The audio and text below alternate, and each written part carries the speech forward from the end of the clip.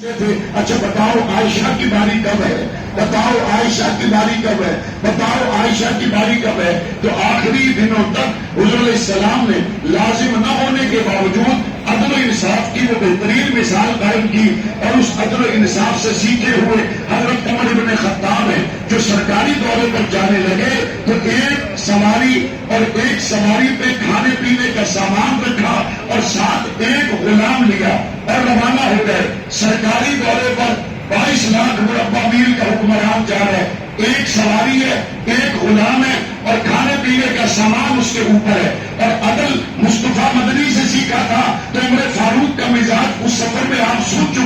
پڑھ چکے، کہا چند منزل غلام چلے گا اور میں سوار ہوں گا، اور اس کے بعد پھر غلام سوار ہوگا، عمر بن خطاب پیدل چلے گا۔ پاک پیغمبر نے جس عمر فاروق کو عدل سکھایا، پاک پیغمبر نے جن ازواج مطہرات میں عدل کیا، آپ کو کیا لگتا ہے جب حضور ابو بکر کی گود میں سو گئے بیدار ہونے کے بعد حضور نے اپنے عدل کے اصول کے مطابق بیدار ہونے پر دوبارہ ابو بکر کو گود میں نہیں سویا ہوگا؟